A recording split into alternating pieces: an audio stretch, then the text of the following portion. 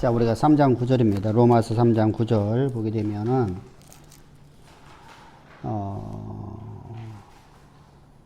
우리가 모든 사람이 다 죄인이다. 그러니까 우리가 이제 이게 있어요. 유대인들 입장에서는 지금 현재 이 말씀을 받고 있는 저 로마에 있는 교회들, 특별히 율법주의자들의 교육을 받은 사람들. 지금 여기서 말하고자 하는 건 계속 지금 율법에 대한 얘기잖아요. 율법주의자들에 대한 얘기잖아요. 그죠? 그래, 율법주의자들의 개념 속에서는 자신들은 예수를 믿지 아니하는데 자들은 의롭다는 거예요. 거짓 선민 사상에 빠져 있거든요. 그래서 바울을 통해서 하나님께서는 뭐라고 하시냐면 유대인이나 이방인이나 모두가 다 죄인이라는 겁니다. 그러니까 모든 것을 죄 가운데 가둬버리는 거예요. 그래서 유대인이나 이방인이나 구원 없이 모두가 죄 아래에 있다라고 이제 선포해 주는 겁니다. 그래서 우리가 죄라는 개념이 무엇일까를 우리가 좀 먼저 우리가 한번 생각을 해보고는 뭐야 돼요.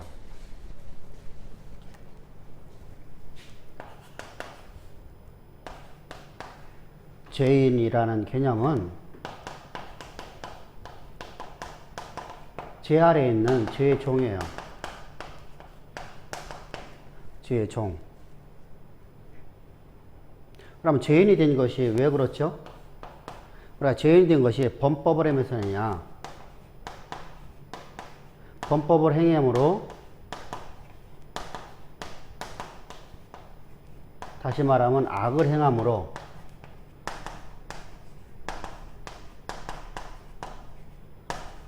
죄인이냐?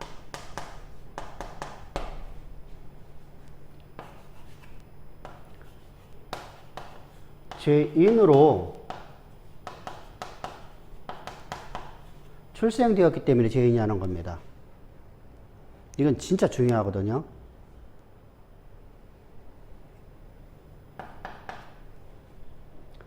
범법을 행함으로써 우리가 죄인 되었다고 말하는 것이 율법주의자들이 말해요.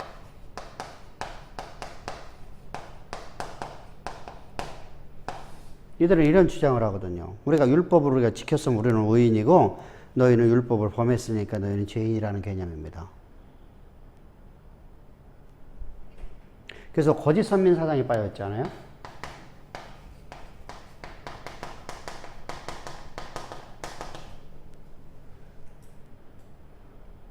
그래서 이런 사람들은 예수를 믿지 않잖아요. 예수가 그리스도이심을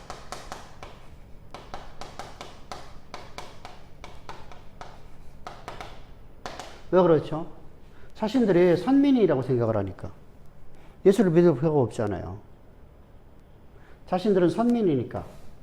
자신들은 율법을 행했다.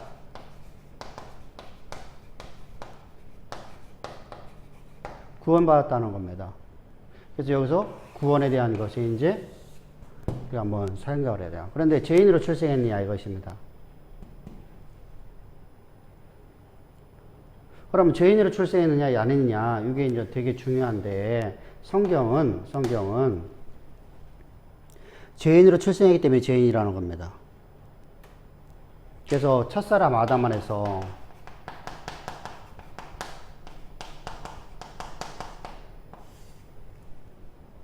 첫사람 아담 안에 출생된 모든 사람이 다 죄인으로 출생했다는 겁니다. 그래서 이방인이나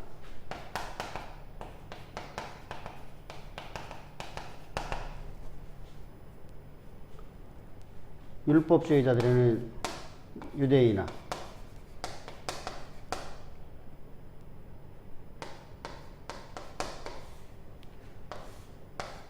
모두가 죄인이라는 거예요.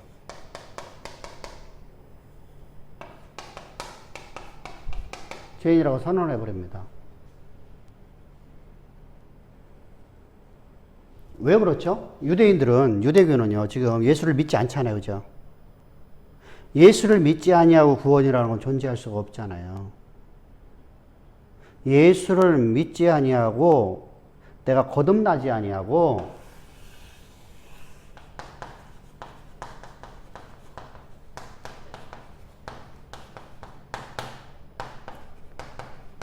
선민되었다라는 것은 거짓신앙 체계잖아요. 내가 거듭나지 아니하고서 나는 구원받았다고 생각을 하는데 율법의 행위를 통해서 나는 의로운 일을 행해서 나는 의로운 사람이라는 거예요. 한마디로 얘기하면 나는 다시 말하면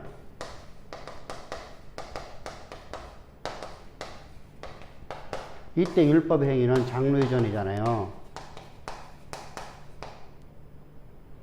유전을 내가 행해서 나는 의롭다는 거예요. 그런데 내가 그렇다면 이제 문제가 되지 않아요? 자, 범법을 행함으로 여호와의 율법을 범함으로 죄인이 된다고 하면 내가 율법을 내가 행했으니까 의인 되었잖아요. 그죠? 여기는 율법을 내가 행함으로 나는 구원을 받아 의인이고요. 여기는 율법을 범함으로 말해서 나는 죄인 되었고요. 여기는 율법을 내가 지켜서 나는 의인 되었어요. 그럼 예수가 필요 없잖아요.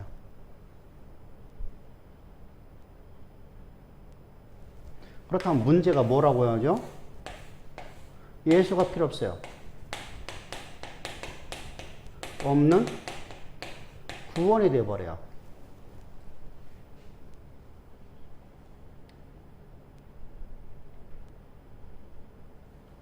그럼 우리가 앞에서 우리가 봤지 모든 율법은 우리를 다 죄 가운데 가둬버리거든요. 여기서 이제 중요한 게 있어요. 요것은요. 그럼 율법은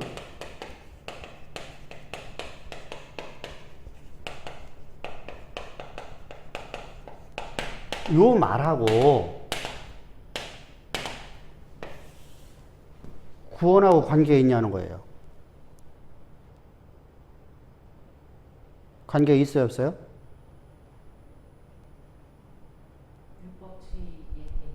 아니, 우리에게 있어서. 자, 율법을 제 가운데를 가두는 것은요, 구원의 길을 가는데 필요한 것이죠. 구원을 받는데 필요한 게 아니에요.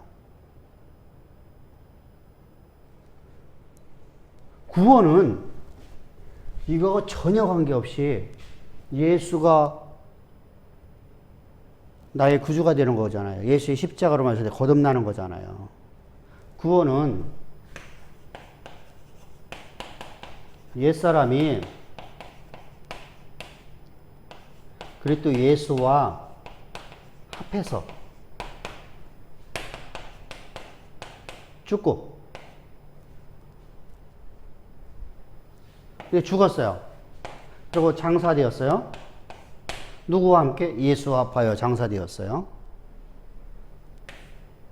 죽고 장사되고 예수의 부활과 함께 새 생명으로 거듭났어요. 죽었으니까 다시 내가 태어나잖아요. 그래서 거듭났어요. 내가 다시 출생해서 다시 출생했다. 거듭나면 다시 출생했다는 말이잖아요. 내가 다시 태어나서 새 생명을 가지고 이때 생명은 내 생명이 아니라 누구의 생명이에요? 예수의 생명이에요. 예수의 생명이 뭐예요? 성령으로 출생했어요. 출생하고 나서 나는 율법이 폐기된 것이 아니라 율법이 우리를 죄 가운데 잠깐만 가둬버리죠. 이때 우리를 가둔 이유는 뭐죠?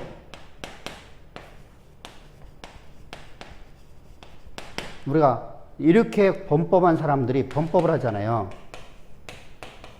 이때 범법이란 말이 돼야 돼요. 범법을 했을 적에 우리는요, 자 보세요. 이 거듭난 사람들이, 거듭났다고 말하는 사람들이, 구원파 같은 경우는 어떠죠? 나는 구원받았으니까, 한 번 받은 구원은 영원한 구원이야. 그래서 나는 이제 어떻게 살아도 나는 구원받았어. 내가 뭐 하는 일은 다 의로운 일이야. 왜? 왜 의로운 일이라고 생각하죠? 율법에 대해 난 죽었으니까. 율법이 나에 대해 죽었으니까. 더 이상 율법이 나를 지배할 수가 없으니까 나는 범법을 하지 않아. 이렇게 나가는 거예요. 근데 우리는 범법을 하거든요. 율법이 죽은 게 아니라 율법은 오히려 더 강화돼서 우리 오니까요. 그래서 우리를 갖다가 범법을 한 내 모습을 보니까 내 모습이 어때요? 이것이 나를 죄 가운데 자꾸만 가두려고 하잖아요. 그럼 우리가 이때 하나님의 은혜는 뭐예요? 예수께로다가 율법이 우리를 인도하죠. 율법이 예수 그리스도 인도해서 우리 죄를 사하는 거예요. 이것이 뭐예요? 이거 그러면 이 사람들이 죄사함 받는 건가요? 예수의 피는 철저하게 구원받은 사람들에게 말하는 거예요. 이방인들에게 말하는 게 아니에요. 내가 거듭난 사람이 삶 속에서 범법을 했을 때로 항상 설교하잖아요. 그죠? 자, 이스라엘 백성들이 애굽에서 출애굽을 됐어요. 그래서 6월절 어린 양을 통해서 저들이 구원을 받았습니다. 하나님 백성 되었습니다. 하나님 백성 된 사람들에게 율법을 주는 거예요.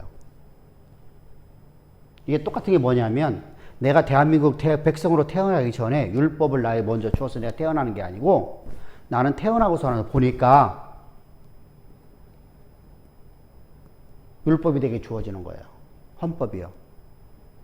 그래서 우리가 갓난아이가 지나가다가 이제 젖먹이 아이가 지나가다가 다이아몬드를 딱 잡았어요. 이게 딱 잡고 가요. 몰랐어요. 부모도 몰랐어요. 그 아이는 처벌할 수 있을까 없을까? 하적 율법이 그 아이를 지배를 못해요. 율법이 그 아이를 정죄를 못해요. 근데 이 아이가 14살이 넘어가 그 일을 하면 뭐가 되죠?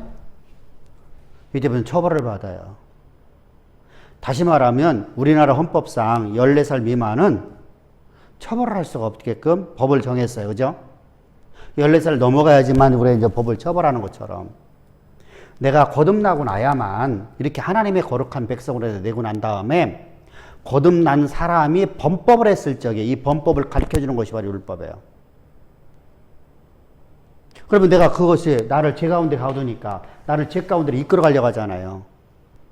율법이라는 것이 내가 범법을 하니까 나를 죄 가운데 자꾸만 끌고 가잖아요. 이때 끌고 가려고 하는 그 기능과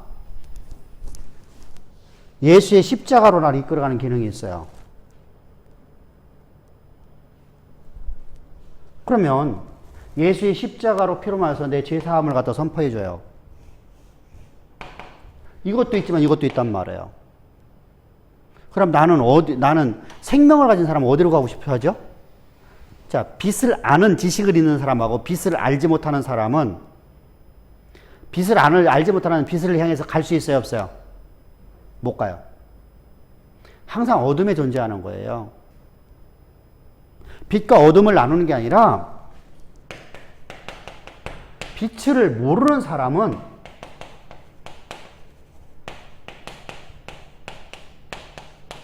빛을 향해서 가지를 못해요. 항상 어둠에 존재해요. 근데 빛을 아는 사람은 우리가 집에 들어가갖고 밤중에 가갖고 불을 안 켜는 사람 없죠? 빛을 알으니까. 똑같아요. 두 개를 갖고 가는데 율법이.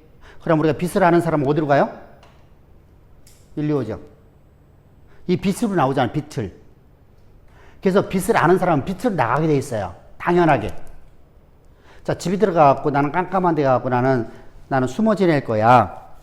나는 전등을 안 켜. 나는 빛 가운데 안 달 거야.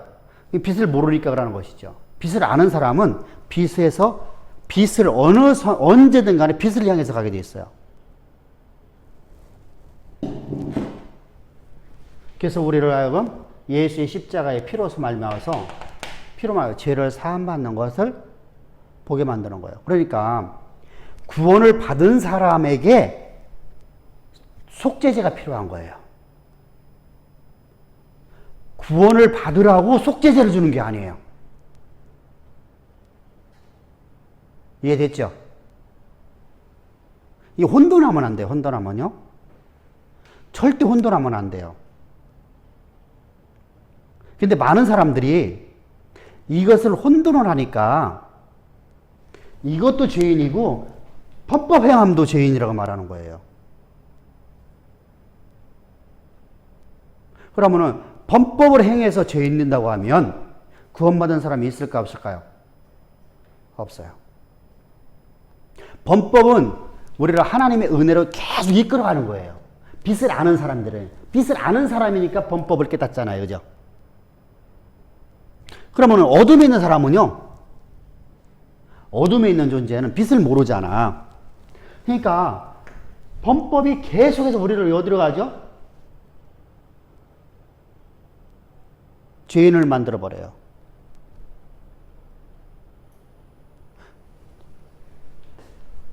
그래서 우리가 죄인으로 우리가 출생해서 죄인 되었다라는 것을 항상 먼저 이해를 해야 돼요. 그리고 구원이라는 것은 우리 옛사람이 거듭나는 것이 바로 구원이에요. 그래서 구원에서 이제 구원의 길을 가는 과정 속에서 율법이라는 게 필요한 거예요. 그래서 하나님의 은혜가 없는 내 삶이 불가능한 걸 보고서 항상 하나님의 은혜를 향해서 가는 거예요. 빛 가운데로 내가 걸어가는 거예요. 이게 빛을 알으니까, 빛 가운데 걸어가니까 그 빛이 나의 길을 가르쳐 주잖아요. 그래서 내 발에 등에 불빛이 되어주는 거예요. 내가 가는 길에 빛이 되어주는 말이에요. 그럼 내가 빛을 보면서 따라가잖아요. 그죠? 그래서 하나님이 나를 지으신 목적대로 이끌어가는 것이 바로 구원이에요. 근데 여기서 말하는 것은 이것은 구원이 아니에요. 빛을 내가 요 범법을 행함으로 악을 행했으므로 내가 죄인이냐? 그래서 악의 기준은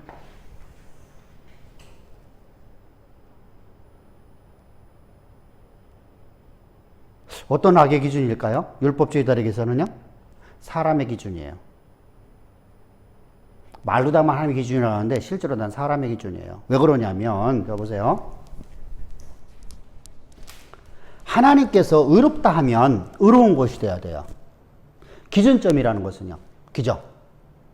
하나님이 악하다면 악한 것이 돼야 돼요.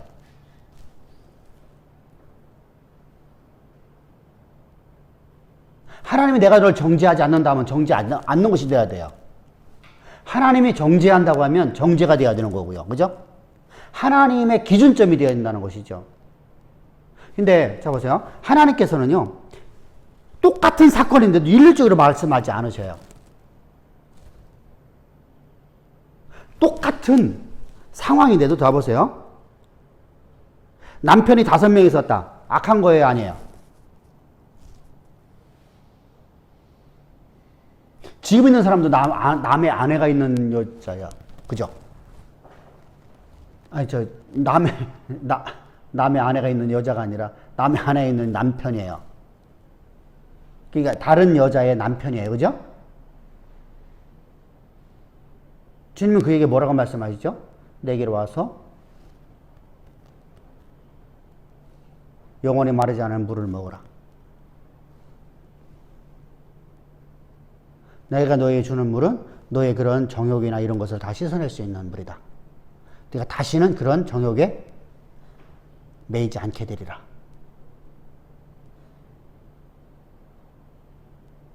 우리가 볼 적에는요, 그는 악한 여인인데요. 돌로 쳐 죽이라는 명령이 떨어져야 되죠. 당연한 거 아니에요? 율법대로 하면, 법대로 한다고 하면.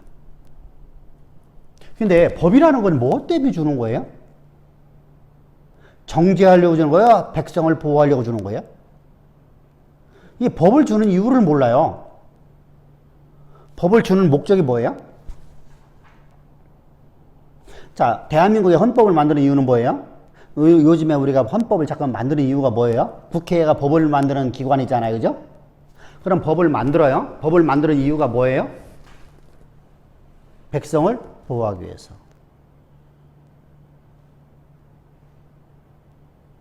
검찰의 기능을 갖다 약화시킨다든가 또 검찰의 기능을 강화시키는 법을 만드는 이유가 뭐예요? 서로가 동일하게 하는 말들이 무슨 말이죠? 백성을 보호하기 위해서.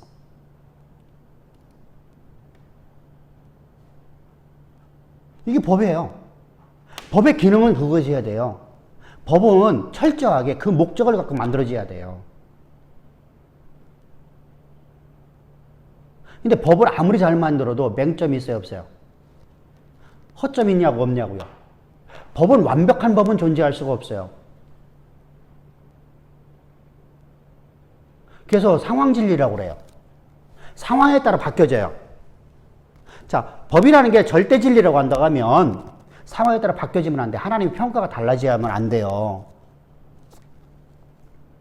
다윗이 밧세바와 간음을 했어요. 그리고 간살해 죽였어요. 왕 아니라 어떤 존재도 법 앞에 평등해야 돼요. 이거 하나님의 공의 아니에요. 그죠? 그러면 그는 돌로 쳐 죽여야 돼요. 근데 하나님은 그를 갖다 용서하셔요. 근데 성경을 보게 되면 수많은 사람들이 돌로 맞아 죽은 사람도 있단 말이죠.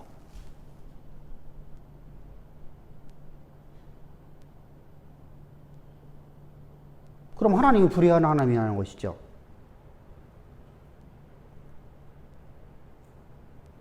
자, 법이라는 거 그렇잖아요. 내가 모르고 했어요. 나 모르고 했어요. 허용이 되나요? 자, 우리가 내가 너무 배고파갖고 길거리 가다가 떡 하나를 훔쳐 먹었어요. 자, 지금은 절도죄예요. 40년 전에는요. 설이에요. 설이. 그것은 죄가 되지 않았어요. 그냥 웃으며 넘어가는 일이란 말입니다. 얼마나 배고팠으면 죄가 됐을까? 그래서 걔는 아무리 고소하는 사람이 오히려 잘못된 사람이랬었어요.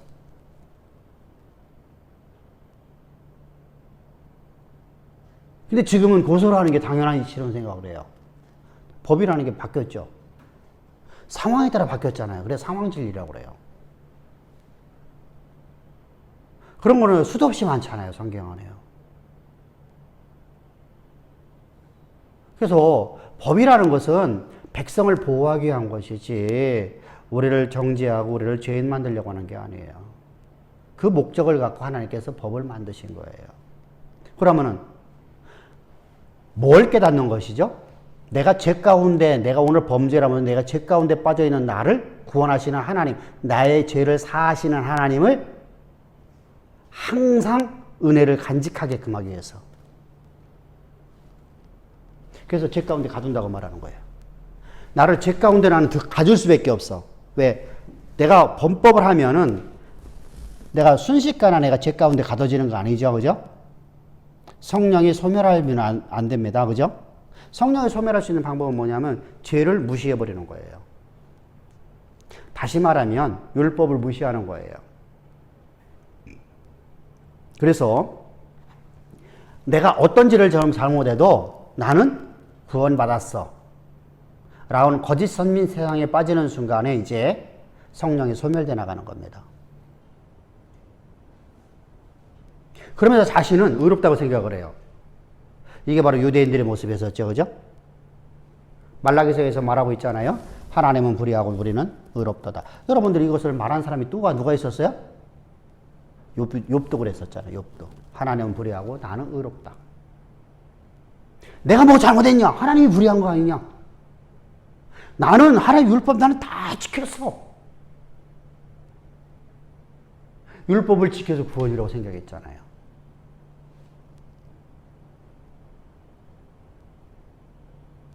자요. 이처럼요. 참 그러면은 하나님을 모독하는 모독죄잖아요.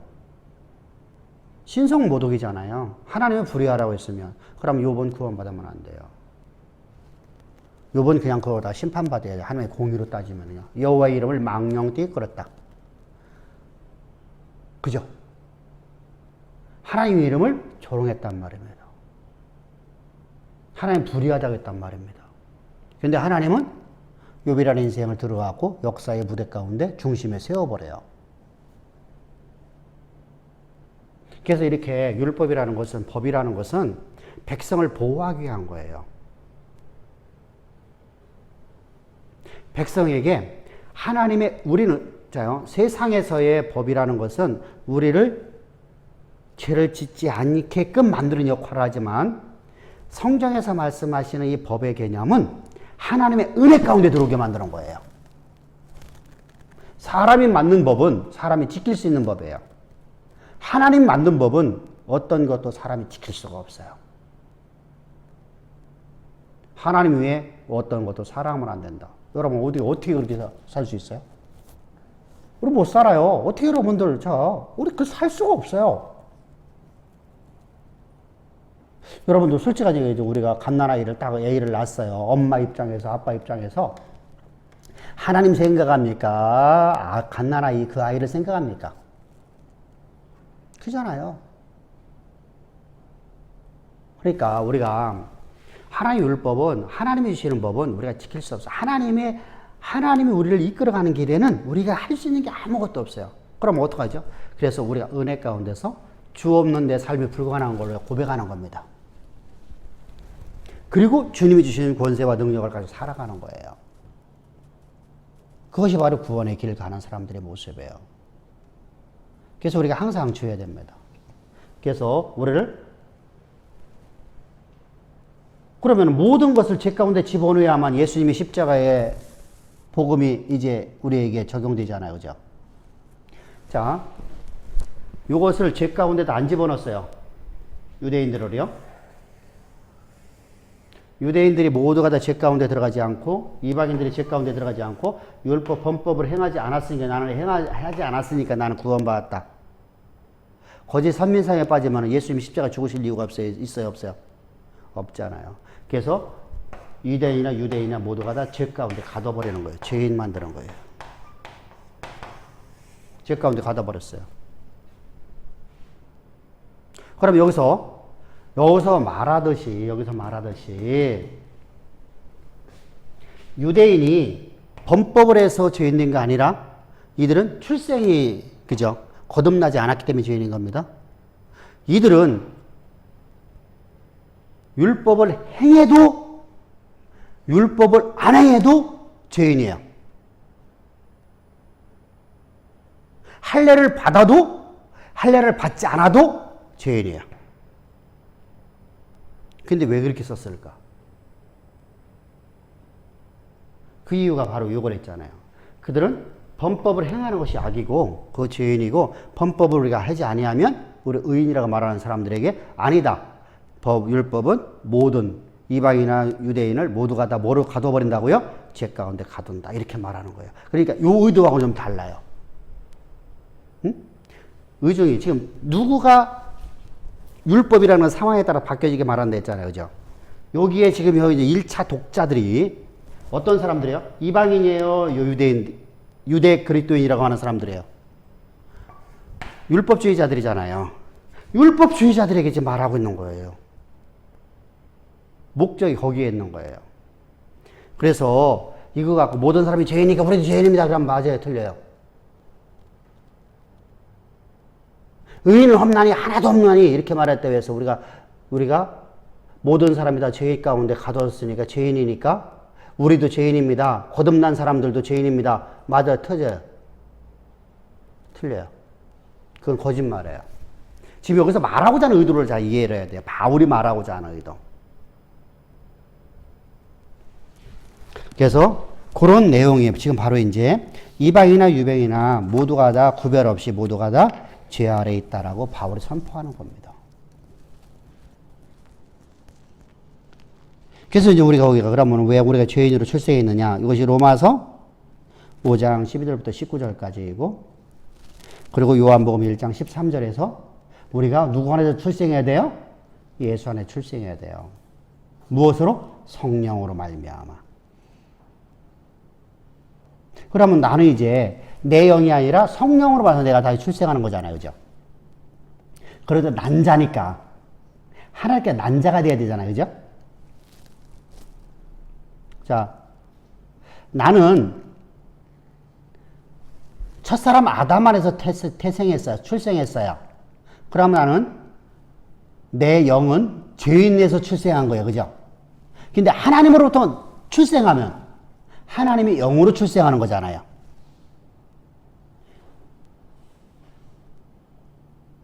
그래서 우리는 거듭나는 순간에 우리는 죄와는 관계가 없는, 죄인과는 관계가 없는 하나님의 아들로의 출생이에요. 우리 세상에서 말한다면, 우리나라의 예로 말한다면 우리는 양반으로 출생한 겁니다. 양반은 아무리 잘못하더라도 양반에서 추방되지는 않습니다. 그죠? 반역죄를 저지르지 않는 이상. 그에 대한 응분의 대가로다가 우리가 교도소, 형무소에 가기는 하지만 양반은 양반입니다.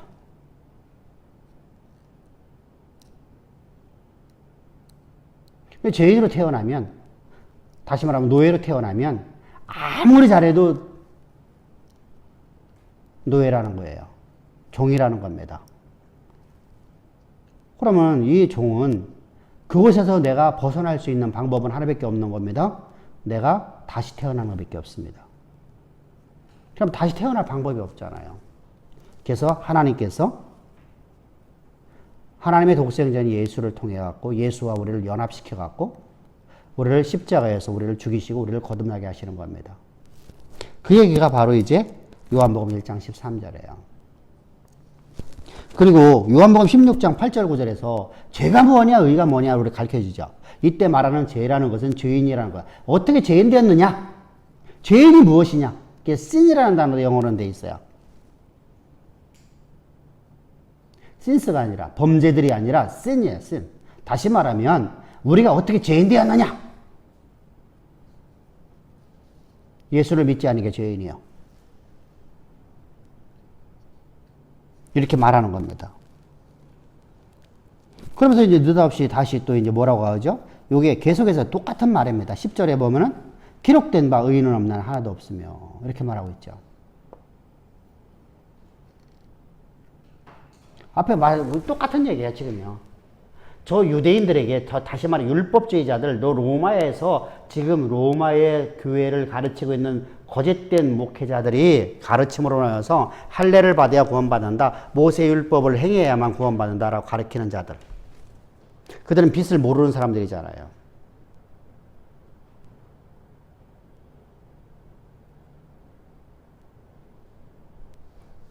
그러니까 여기서 이 말을 갖다가 모든 사람을 다 통틀어 갖고 의인 없는 하나도 없도다. 이렇게 말해버려 갖고 거듭난 사람, 예수의 십자가에 그 대속죄 제물을 통해서 거듭난 성도들까지조차도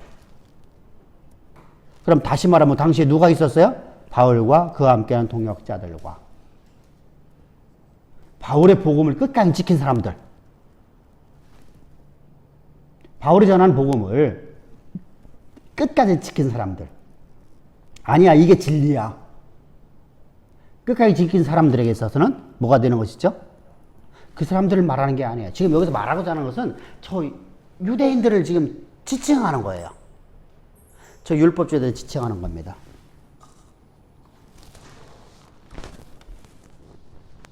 그래서 우리가 항상 성경을 읽을 때마다 뭘 갖다 항상 우리가 이렇게 기억을 하는 데 있었어요? 1차 독자가 누구냐? 1차 독자가 누군지를 모르면 우리는 여러분 전부 다 오류를 만들어낸단 말입니다.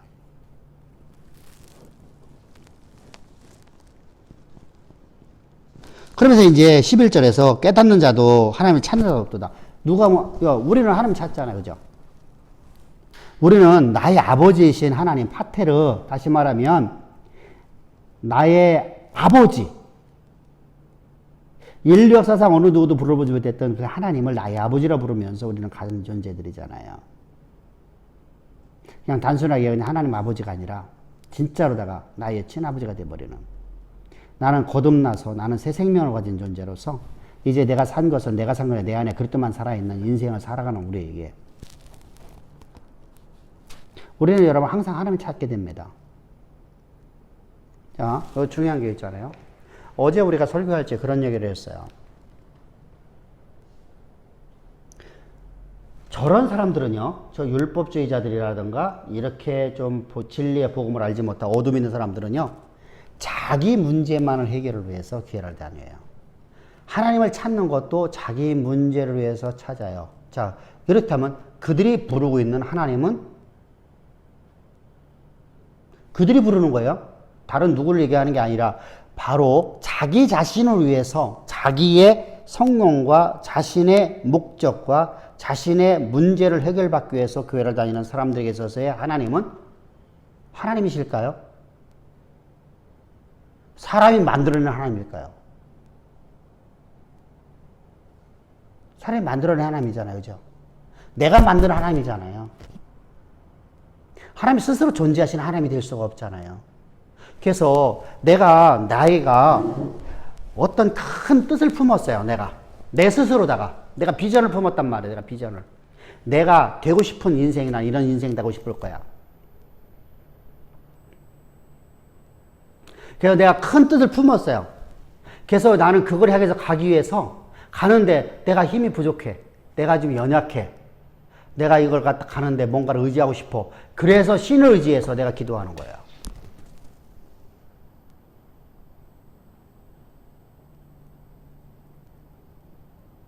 그럼 하나님이 아니죠. 하나님은 철저하게 하늘에서 이루는 뜻을 땅에서 이루시는 분이에요. 하나님은 언약의 하나님이란 말입니다. 여호와란 이름은 언약의 하나님의 뜻을 갖고 있어요. 그래서 하나님은 당신이 우리를 향한 영원하신 계획하신 역사 가운데 이루기 위해서 우리를 구원하신 거잖아요. 우리를 거듭나게 하셨잖아요. 그리고 하나님의 그 은혜를 항상 기억하면서 그 은혜가 없이는 살아갈 수 없는 존재로 우리를 만든 이유는 뭐예요? 그 언약을 나를 통해서 이루시려고. 그래서 그리스도인의 명예를 갖고 살자. 우리가 지난주에, 어제 우리가 수요일에 우리가 예배를 드릴 적에 그 설교 제목이 바로 그거잖아요. 그죠? 그리스도의 명예를 가지고 살자. 명예스러운 삶을 살아야 되잖아. 그죠? 이것이 바로 기독교인이에요. 이것이 바로 우리 기독교인들이란 말이죠. 근데 저 사람들은 그게 아니거든요. 우리는 하나님의 영광이 나를 통해서 드러나는 삶을 살아가는 거예요. 그래서 하늘에서 이루는 뜻이 땅에서 이루어지는 것. 그런 인생을 살아가는 구원의 길을 걸어가는 사람들이 바로 우리고, 저들은요, 자신들이 원하는 것을 땅에서 이루려고 그래요.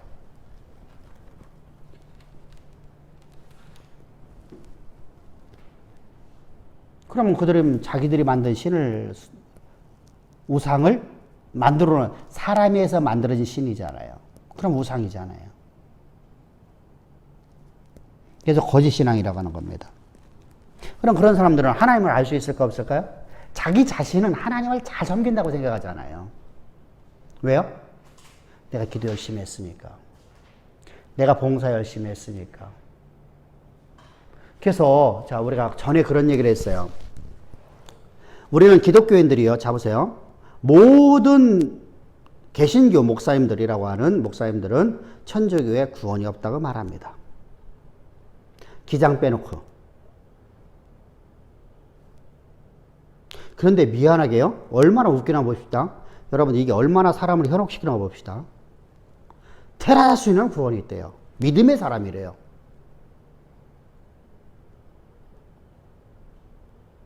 왜 로마 카톨릭은 왜 구원이 없는 자로라 하죠? 이 구원을 여러 가지 방향으로 들은 여러 방법으로서 구원받을 수 있다고 하니까. 구원의 길이 여러 가지예요. 성인 숭배도 있죠. 마리아 숭배. 천사 숭배잖아요. 그죠? 예수를 믿음으로, 하나님 믿음으로, 내가 봉사 열심히 하면, 기도 열심히 하면. 자, 그러면 테라다 수녀는 믿음의 사람일까요? 그런 여러 가지 신을 숭배하는 사람일까요? 그죠? 자, 보세요. 내가 봉사 열심히 하면 나 구원받아. 그 하나님이 있어. 내가 기도 열심히 하면 그 하나님이 있어.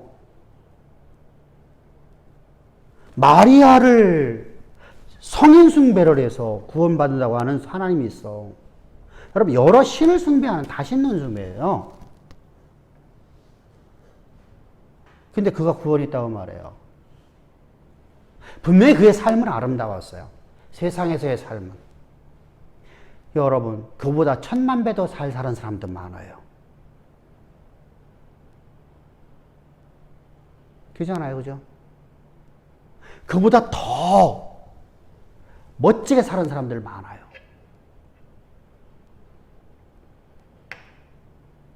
의를 위해서 자기 생명을 조금도 귀한 것이 여기지 않고 버린 수많은 사람들도 있어요. 근데 그들의 삶을 잘못됐다는 게 아니라 그들이 구원받은 게 아니거든요. 그러면 그 사람들은 왜 그렇게 살았죠? 자, 의를 위해서 자기의 신념으로 해서 살아가는 사람이 있어요. 그죠? 그래서 살 수 있어요. 나는 내 신념이, 자, 나는 이 나라의 민주주의에 살겠어요. 그래서 나는 내 생명을 초기화치 버려요. 내 신념을 위해서 사는 거죠.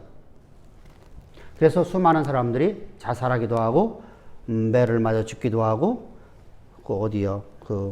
바보가 되기도 했고요. 남한 선생에 끌려가고요. 유신 정권 앞에서 그렇게 된 사람들이 있습니다. 지금 우리가 태국이라는 나라에서 지금 많은 곳에서 사실 대학생들의 데모가 일어나거든요. 데모라는 딱 하나요. 민주주의를 설립하자. 민주주의. 민주주의에서 우리가 생명 희생하겠다. 우리가 천안번 사태 우리 잘 알잖아요. 그죠? 중국에. 민주주의를 외치다가 수많은 사람이 죽었습니다. 자기의 신념 때문에 그러는 겁니다. 두 번째, 내가 그렇게 살지 않으면 구원을 잃어버릴게 위해 사는 겁니다. 그렇게 살아야만 구원이라고 가르침 받았으니까. 그래서 죽기까지 그걸 하는 겁니다.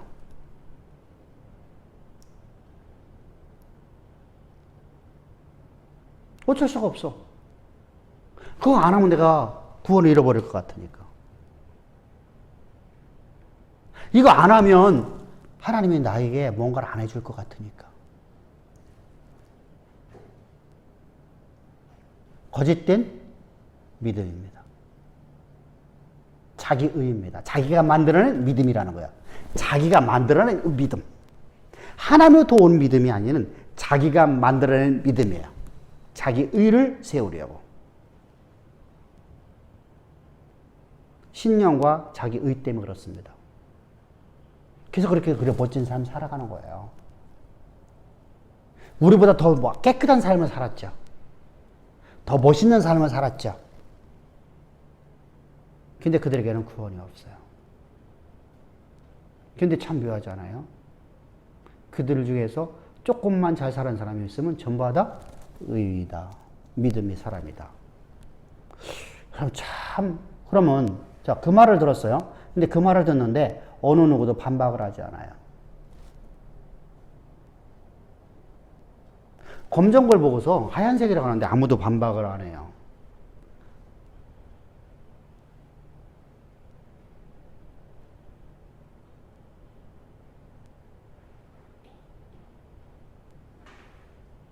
왜 그렇죠? 어둠이 있기 때문에 분별할 수 못하는 거예요. 그래서 하나님을 찾는 자가 없어요. 자, 빛을 모르는데 내가 어떻게 하나님을 찾을 수 있겠어요? 내가 어떻게 말씀 앞으로 나올 수 있겠어요? 빛 가운데 거할 수 있겠어요? 그것이 바로 11절이에요. 그래서 11절을 보게 되면 깨닫는 자도 없고 하나님을 찾는 자도 없다. 내가 빛 가운데 빛을 모르니까 빛 가운데 거할 수도 없고 빛을 내가 깨닫지도 못하고 어둠 속에만 있는 겁니다. 그래서 빛을 얘기하면 유별하다고 생각을 하는 거예요. 자, 봅시다. 세상에 다 이렇게 살으니까 우리 그렇게 살아야 됩니다. 맞아요? 틀려요? 잘못됐다고 하죠? 어떤 목사든 어떤 사람도 어떤 지도자도 세상이 다 이러니까 우리 그렇게 살아야 됩니다. 세상 다 그렇게 살아가는데 우리라고 특별하게 살아갑니까? 우리는 그냥 살아갑시다. 이건 구별된 삶이 아니에요. 그건 그곳에 묻혀 사는 사람이잖아요. 그죠? 어둠 속에 묻혀 사는 사람이잖아요. 그 어둠 속에서 선구자가 나오야 되잖아요. 그죠? 어떤 선구자가 나오죠? 빛을 찾는 사람이 나오야 되잖아요. 그럼 빛을 찾을 수 있는, 내가 스스로 찾을 수 없으니까 하나님 우리에게 빛 가운데 오셨어요. 빛으로 오셨어요. 그래서 우리에게 빛을 보여주셨어요. 빛을 가르쳐 주셨어요. 그래서 내가 빛 가운데 거예요. 그럼 빛 가운데 가면서 내가 다시 어두운 가운데 들어갈 사람이 있을까 없을까요? 들어가면 안 되겠죠. 그죠? 근데 초대교회 보면 빛 가운데 있다가 다 들어가 버려요. 왜 그렇죠? 어두움을 배우게 되니까. 왜 그렇죠? 어두움에는 매력이 있기 때문이에요. 어떤 매력이 있어요? 어두움은요, 빛과 다르게 매력이 커요. 빛은요, 매력이 없어요.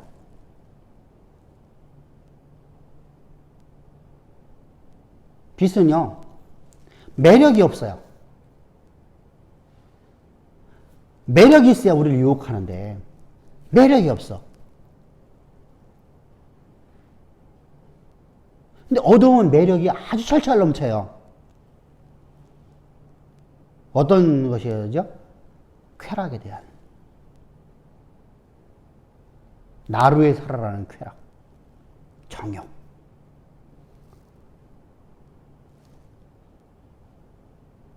네 인생 네 건데 왜 네가 하나님 위해 살아? 너를 위해 살아야 되지. 왜 교회를 위해 살아? 너를 위해 살아야 되지. 이 자녀에게 물려줘야지. 왜 이렇게 놀래가 가는 거예요.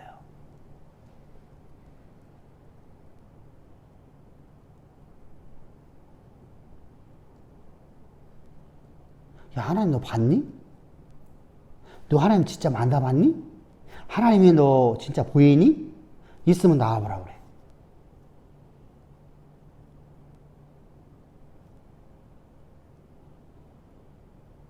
또 거기에는 우리가 수많은 유혹들이 많잖아요. 그죠? 술이라든가 담배라든가 유흥이라든가 도박이라든가 놀이라든가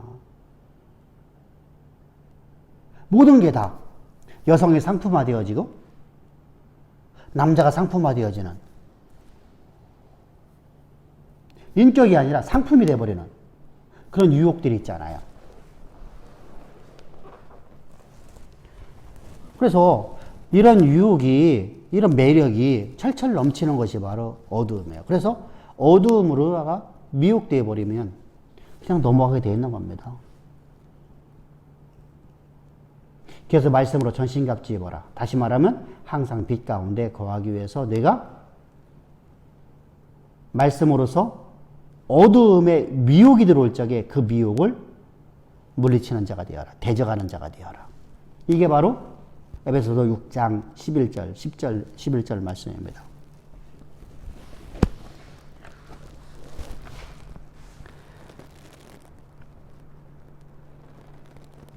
그래서 그들은 스스로 만들어놓은 신을, 자, 우리가 그런 것을 우리 역사 속에 볼 수 있는 것이 어떤 거 있었죠?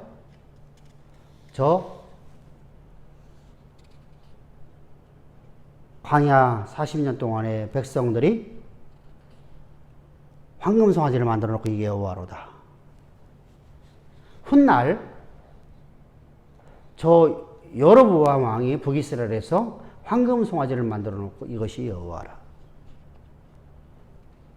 남유다 백성들이 자기들이 자신들을 위해서 자신들이 원하는 것을 이루기 위해서 하나님을 숭배했을 적에 하나님은 그들을 향해서 이사야서 1장에서 말씀하여 너희는 소돔과 고모라 백성이다 라고 말하는 그들이 믿는 하나님.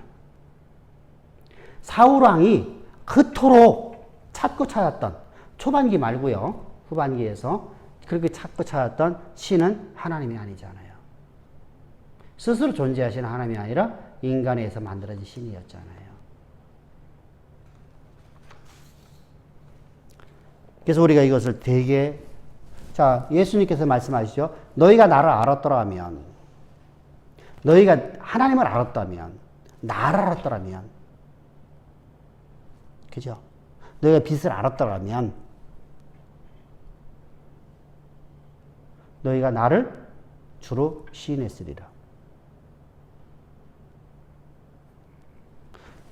이 얘기는요, 예수가 그리스도이심을 시인하라는 얘기거든요. 예수님이 십자가로 말하면서 우리의 모든 죄를 위해서 십자가에서 우리의 대속죄제물과 속죄제물 되심을 믿는 믿음으로 살라는 겁니다. 그게 내 행위가 아니네요. 그죠? 믿음으로 사는 거잖아요. 그 믿음으로 말미암은 행위예요. 이것은 행위라고 말하지 않아요. 자, 이스라엘 백성들이 모세 시대 때 제사를 드렸습니다. 믿음으로 드린 거예요? 행위로 드린 거예요? 응? 자, 이렇게 한번 읽어봅시다. 하나님이 나를 향한 계획하심을 향해서 내가 오늘도 내가 열심히 일을 해요. 행위예요? 믿음이에요? 믿음이죠. 왜 그렇죠? 하나님이 나를 향한 계획하심을 향해서 내가 가는 길은 내가 가는 게 아니라 주께서 나를 통해서 하나님이 내 안에서 일을 하시는 것이잖아요. 그죠? 오늘 내가 단 건 내가 산 거냐. 내 안에 그리스도만 살아있는 겁니다.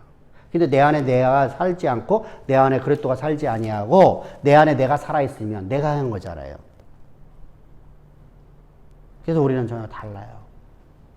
자, 이스라엘 백성들에게서는요, 모세를 통해서 하나님께 말씀하시죠. 너희는 이렇게 범법을 행했을 적에 속죄제물을 가지고 내게 나오라. 그럼 내가 그 피를 보고 너희 죄를 사하리라. 이 말씀을 믿음으로 그들은 살아가는 거예요. 행하는 거예요. 이 믿음의 행위라는 거 의미를 알겠죠. 그죠? 그래서 하나님의 약속의 말씀을 믿는 믿음으로 살아가는 것이 바로 믿음이라고 하는 거예요. 그래서 아브라함에서 바울이 이제 아브라함을 등장시켜 그렇게 말하잖아요. 로마 4장에서 생뚱맞게 삽입장이라고 했잖아요. 그죠? 갑자기 아브라함을 등장시키잖아요. 그래서 율법을 언제 줬느냐? 율법을 아브라함이 구원받기 전에 율법을 주고 너는 이 율법을 행해서 구원받으라고 했느냐? 아브라함이 구원받고 난 다음에 하나님의 거룩한 자녀 되어서 하나님의 영광이 드러날 적에 그에게 하나님께서 법을 준 것이냐? 근데 사실은요, 자 봅시다. 아브라함 후에 600년 뒤에 율법이 주어지잖아요. 지금 바울이 그렇게 말하고 있는 겁니다. 그래서 아브라함이 그럼 믿음이 뭐냐? 율법의 행위로냐? 아니었다는 거예요. 율법의 행함으로 믿음이었느냐? 아니었다는 거예요. 하나님의 약속의 말씀이 자신의 삶 속에서 이루어질 가능성이 전혀 전무한 상황 속에서도 그는 약속의 말씀이 이루어질 걸 믿고 의심치 않았고 그대로 그는 행했더라. 자, 여기서 중요한 게 하나 있습니다. 성경에는, 우리말 성경에는 그대로 행했다는 말이 없어요. 근데 아브라함이 사라에게 들어가지 아니하고 사라가 임신했으면 그는 성육신이 되어버려요. 남자가 없는 육신에 뭐가 되어버려? 남자의 씨가 아닌, 그죠? 그렇다면 모든 사람은 남자의 씨가 허리에서 나가야 돼요.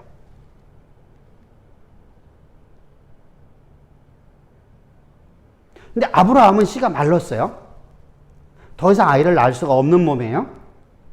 근데 하나님이 그에게 약속해 주셔서 그 약속의 말씀을 믿음으로 사라에게 들어갔더니 아이가 임신됐어요.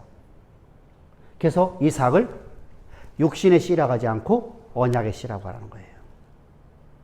약속의 말씀이 그를 아브라함이 낳은 게 아니라는 게 아니에요.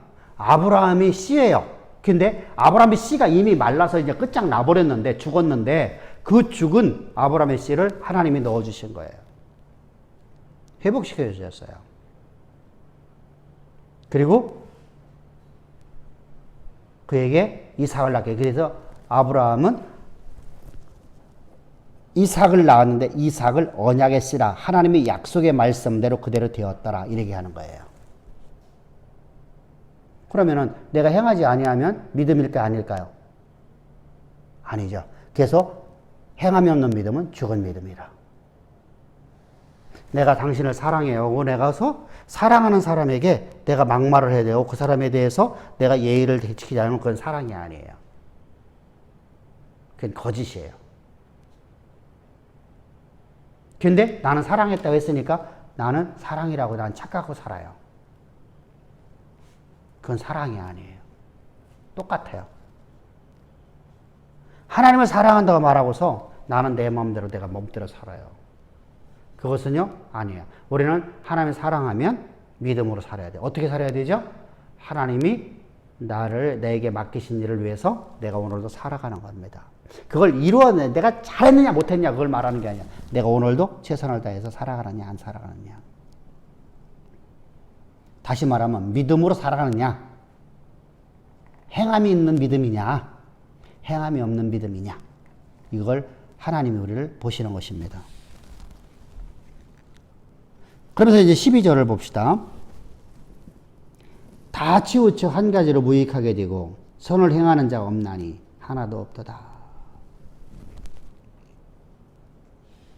그러면서 이제 자 보세요. 저들은 이 사람들 저 사람들 저 로마 교회 지금 로마 교회를 얘기하는 거잖아요. 로마 교회 1차 독자인 저들에게서는 참 처참하죠. 그죠? 평생 동안 예수를 믿었는데 너희 중에 의인이 하나도 없대요.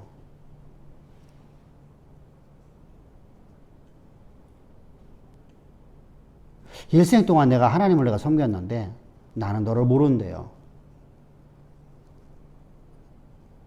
야, 이 처참한 하나님의 한탄이지만 저 말을 듣고 있는 저 로마 교회나 저 유대인들에게는 얼마나 여러분들 진짜 통탄해 드리겠습니까? 근데 빛이 없으니까 깨닫지를 못한다. 앞에서 우리 이제 깨닫지 못한다고. 그러면서 13절에서 말하는 그 입에서는 저주 악독이 가져가도다. 자, 우리가 하나님의 평가를 말하는 걸 말하는 게 아닙니다. 내 입에서 거짓된 말이 나가고 사람을 죽이는 겁니다. 죽이는 말. 그래서 우리가 기도에 대해서 우리가 맨 처음 시작할 적에 뭐부터 시작했어요? 기도학 책의 맨 처음에 첫 마디가 뭐예요? 시작이 1. 기도란 해갖고 뭐부터 시작해요? 응? 살리는 말과 죽이는 말이 있다. 이거부터 시작하잖아요. 사람의 입에서는요, 반드시 두 가지 말만 나오게 돼 있어요. 하나는 살리는 말, 하나는 죽이는 말이에요. 죽이는 말은 저주예요, 저주. 살리는 말은 생명을 줘요.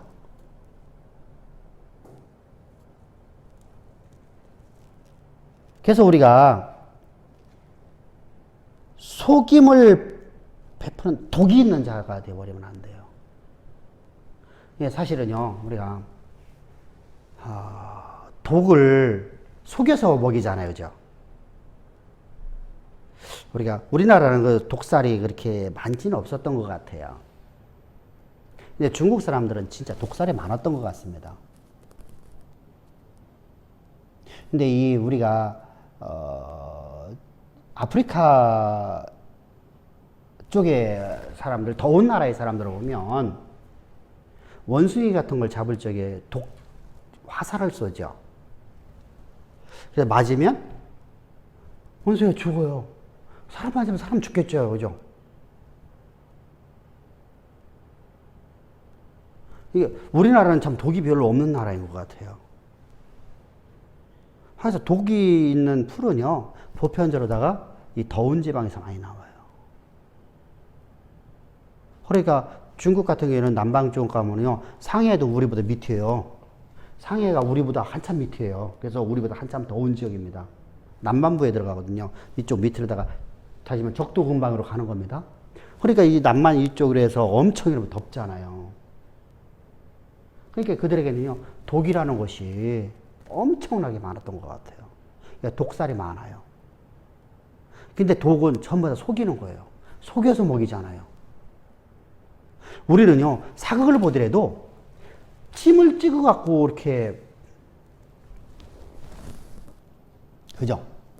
근데 중국의 사극을 보면 막 그런 게 많아요.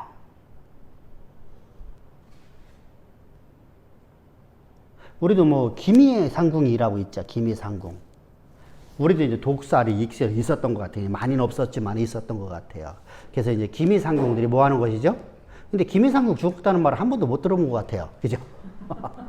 진짜로 한 번도 없어요. 근데 중국은요, 역사 속에서 기미상궁이요, 수도 없이 많이 죽어나가거든요. 음식에다가 독을 집어넣는데 먹었더니 기미상궁이 죽어버리는 거예요. 우리나라는 기미상궁은요, 아이고, 왕접해 잘 살아요. 왕이 먹는 음식을 지가 먼저 먹잖아요. 자, 이처럼요, 독이라는 것은 속이는 거예요.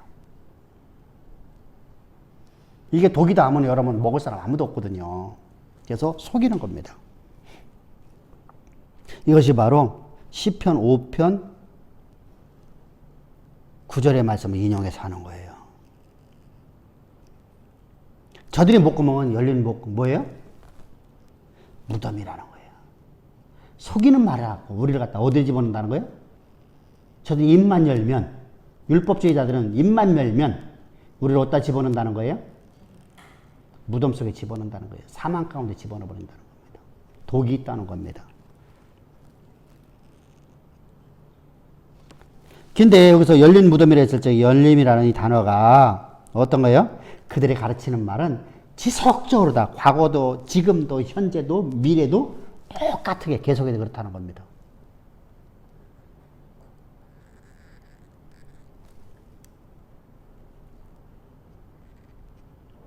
계속적으로 속인다. 계속적으로 아첨한다. 우리가 속인다는 말은 아첨한다는 말인데 우리가 한 왕조의 멸망은 누구 때문에 멸망하죠? 사실 외세 침입 받아갖고요 멸망하는 것은요 그 멸망하는 이유가 있어요. 우리나라 예를 보더라도 우리나라가 한 나라가 멸망되어지는 건요 외세 침입 때문에 오는 게 아니에요. 자, 백제의 멸망이 왜 왔어요? 나당연합군? 그건 표면적이에요. 실제로는 뭐 때문에 오는 거예요?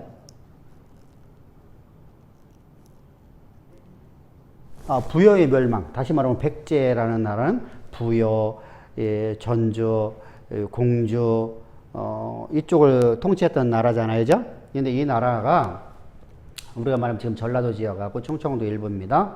거기를 갖다가 지배했던 나라가 왜 멸망됩니까? 그렇게 강대한 나라가?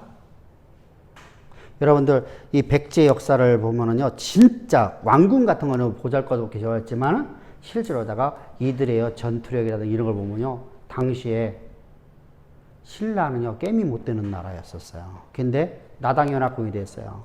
나당연합군 때문에 망한 게 아니에요. 누구 때문에? 아첨하는 자 때문에 나라가 멸망하는 겁니다. 성충이요 우리가 말하면 10만 양병설을 말했잖아요. 그죠? 근데 간신들이 뭐하죠? 아첨하는 자들이요? 폐하 그거 필요 없습니다. 우리가 매일마다 누가 싸워 이기니까 백전백승 아닙니까? 근데 뭐 우리가 뭘 여기다 병사를 더 많이 합니까? 지금도 충분하죠. 그러니까 공민왕이 가만히 보니까 그랬거든요. 자만심을 심어줬죠. 결국은 나당연합군에서 나라가 망하고 죽음의 순간에 그가 누구 앞에 가고요? 당나라의 장수 앞에 가고 무릎을 꿇고 우리가 사죄를 합니다. 우리가 당신네를 우리가 형님 나라로 주군으로 섬기겠습니다. 그런데 그걸 허용을 하지 않죠. 그때 그가 입에서 한탄하는 말이 내가 성충의 말을 듣지 않은 성충을 죽였도다. 자요. 간신의 말에 내가 기울여 기울였다는 거예요. 그래서 나라가 멸망되어지는 거예요. 우리가 왜 임난을 망합니까? 간신들의 말에 주군이 현혹돼서. 결국은 여러분들 왕의 잘못입니다. 그런데 거기에는 반드시 아첨하는 자들이 있었다는 거예요. 아첨하는 자들. 그래서 어느 나라고 멸망은요. 내분에서 시작되는 거예요. 아첨하는 자들 때문에 나라가 멸망하는 겁니다. 충신들 때문에 나라가 멸망한 나라 하나도 없어요. 우리 대한제국이 왜 멸망됩니까? 아첨하는 자들 때문에. 결국은 나라가 멸망되고 있음을 알았습니다. 똑같습니다. 우리가 하나님 나라가 멸망되는 이유는 바로 그것입니다. 속에서 아첨하는 자들, 속이는 자들. 우리를 참 미혹하는 사람들. 여러분 지금 멋지잖아요? 봐봐. 믿음으로 하는 것은 바로 이거야. 너희들 기도 열심히 하고 내가 하나님을 구하고 하나님 찾으면 하나님 만나주신다 약속했잖아. 우리 그렇게 살아가면 되는 거야. 그 말이 아닌데 이렇게 미혹했습니다. 봐봐라. 의인 없는 데 하나도 없잖아. 여러분들 다 죄인이야. 그 말이 아닌데 그렇게 미혹했습니다. 그러니까 성경에 진짜로다가 보니까 의인은 없는 하나도 없다. 그러니까 우리가 다 죄인이구나. 이렇게 가버리는 겁니다.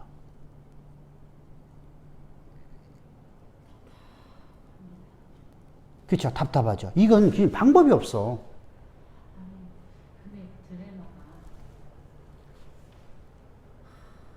이제 그런 것보다 현재는 딱 두 부류인데 하나는 이제 그 코로나나 신천지나 이런 것들에 대해서 그냥 교회 자체가 그 전과 이후로 그 교회의 필요성에 대해서 인식을 못하거나 싫어하고 멀리하게 되는 거 분위기 하나 하고 또 교회를 다니는 사람들은 기도를 열심히 해가지고 기도로 뭔가를 이루어 나가려고 하는 그 두 부류를 너무 요즘 많이 느끼는데 근데 그렇게 하는 사람들이 하나님의 뜻을 알려주는 사람도 없고 아니면 그 아는 것으로 그치려고 하고 하나님의 의를 이루려고도 안 하고 빛을 알려줘도 거부해버리고. 근데 거기에다가 말을 해봤자 원수 척지고 안 하자니 속 터지고. 그래서 우리가 그런 말 하잖아요. 남대문 가본 사람하고 안 간 사람 싸우면 누가 이겨요? 그러니까 참 뭐라고 말도 못. 이게 참 답답한 겁니다. 속 터져가지고 그냥 말을 안 하는데 이게 안 하는 게 맞는 거지. 안 하면 또 안 되잖아 또. 하면은 원수 척지고 이제 그 다음부터는 이제 모든 관계가 단절돼서. 그치. 이게 문제야. 친구지간도 다 끊어져 버리고. 그러니까 성경에서 말씀하시는 것은 나는 너희를 화목하게 하려고 하냐. 너희를 불화하러 왔노라. 이게 나는 맨 처음에 그 말이 이해를 못했었어요. 근데 이게 바로 그거구나. 우리가 복음 전하면 오히려 불화가 일어나. 당장 뭐 형제들 간에 그렇잖아. 형제지간에도 가족 간에도 그렇단 말이야. 그런데 자 보세요. 나는요. 자 보세요. 내가 그런 얘기를 가끔 가다 해요. 진짜 나와 친구고 내 가족이라고 한다면 어떻게 할까요? 응? 권사님이나 우리 김 목사님 같은 경우에 내 진짜 친구야. 근데 내가 볼 적에는 그게 길이 아니야. 잘못돼 가고 있어. 지금 저 사람이 지금 잘못된 예배를 드리는 걸 다 보고 있어. 내가 볼 적에는. 내 부모고 내 형제라고 하면 내가 막 정죄할 게 아니라 내가 지금 어떤 말을 전하고 있는지 내가 들어봐야 될 거 아니야? 와봐야 될 거 아니야? 와서 옳고 그름을 얘기해 줘야 될 거 아니야?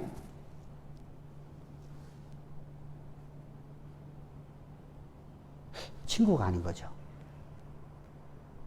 진짜 나를 사랑한 친구는 없어요. 그래서 저는요, 제가 우리 아버님은 예수를 안 믿고 돌아가셨습니다. 근데 우리 아버님이 저한테 항상 얘기했어요. 네 인생에서 친구 한 명만, 네가 진정한 친구 한 명만 하면 내 인생은 성공이다. 이런 말씀을 많이 하셨어. 그러면서 이렇게 말씀하셔. 그냥 하나의 비유를 말씀하십니다. 어떤 동네에 친구가 하나가 있어요. 이 친구는 발이 아주 되게 넓어. 그래서 이 친구와 진실한 친구가 있는지 없는지를 아버지가 너 니한테 진짜 친구가 있냐 없냐 그랬더니 친구가 이렇게 많아요. 그래, 그 친구 너희 친구인지 아닌지 내가 두고 보자. 너 오늘 죽었다고 부고를 내립니다. 부고를 냈습니다. 수많은 사람들이 막 옵니다. 친구가 죽었다니까 오잖아요.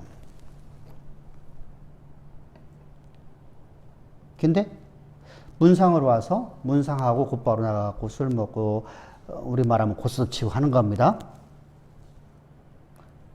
근데 이 친구가 가만히 보니까 전부 다 거기서 웃고 막 웃고 있는 거야.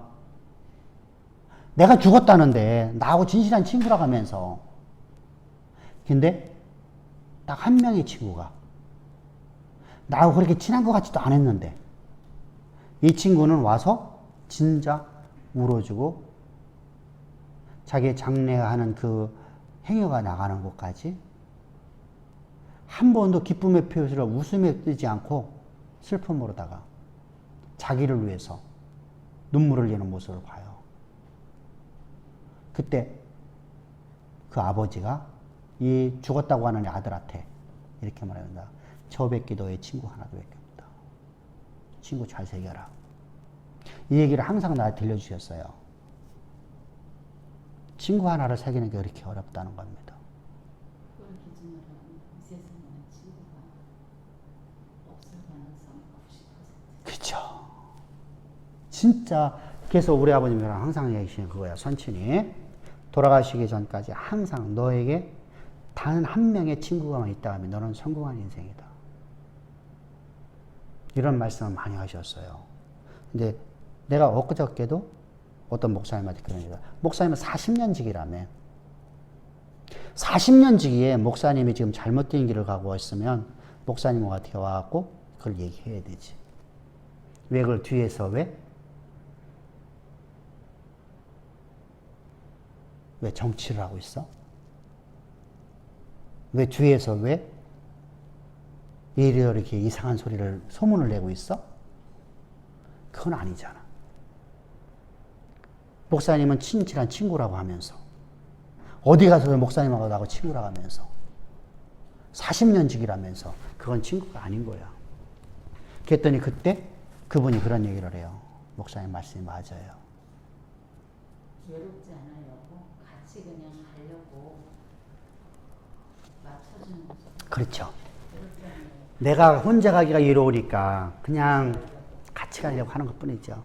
진실한 친구를 찾기가 어렵다는 겁니다. 자, 그러면은 내 부모도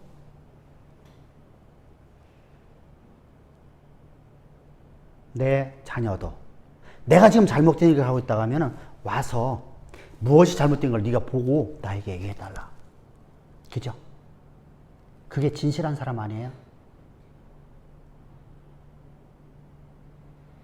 그냥 무조건 가네, 그냥. 너는 네 마음대로 네가 거기 다니든 말든 마음대로 해. 나는 내가 다니는 내가 방식대로 난 살아갈 거야. 그건 친구가 아니잖아요. 그것은 가족이 아니잖아.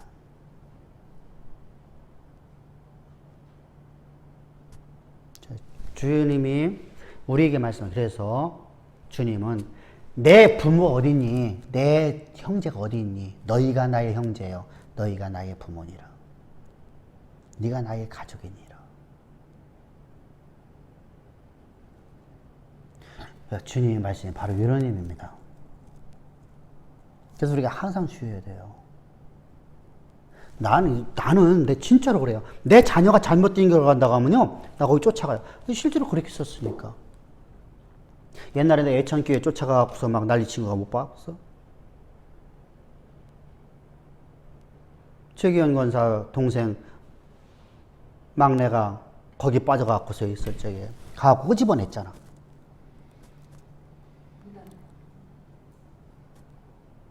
그게 가족이잖아요. 엄마도 가만히 있어, 아버지도 가만히 있어. 언니도 가만히 있고, 저기 형도 가만히 있고, 누나도 가만히 있는데 나는 가서 걔를 끄집어냈어. 쫓아다니면서. 그거 잘못된 것이다. 애천교회에 직접 갔다 오고 그랬어. 자요. 이게 진짜 가족이고 이것이 바로 왜요? 빛을 알으니까. 빛을 알으니까.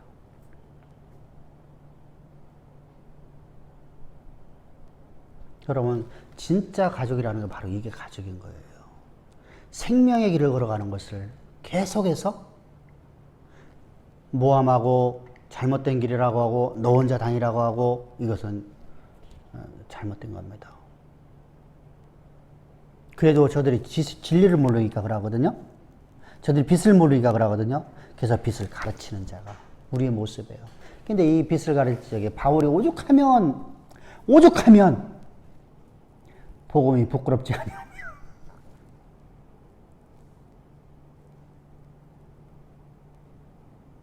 그죠?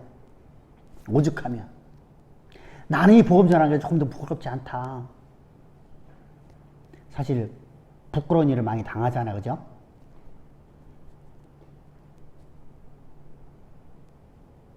그래서 참 답답한 겁니다. 자, 그래서 거짓 신앙의 근간이 이제 무엇인가를 우리가 봅니다. 거짓 신앙의 근간은 뭐예요? 율법주의예요. 율법주의에서 뭐가 나와요? 이원론 사상에서 뭐가 나오죠? 영지주의가 나오는 거예요. 율법주의에서 봅시다. 율법주의에서 나는 범법을 행하지 아니하고 나는 장로의전을 행해서 나는 의롭다라고 말합니다. 그런데 여기서 봅시다. 율법주의자들이 자신은 의로운 자예요. 이 사람들은 의로워요. 백성은요. 그러면 뭐가 됐죠? 영적 우월주의에 빠졌죠. 백성은 뭐로 만들어버려요? 여기는요. 자신들은 의로워요. 그래서 뭐가 됐어요? 이원론 사상이 만들어지죠. 그죠?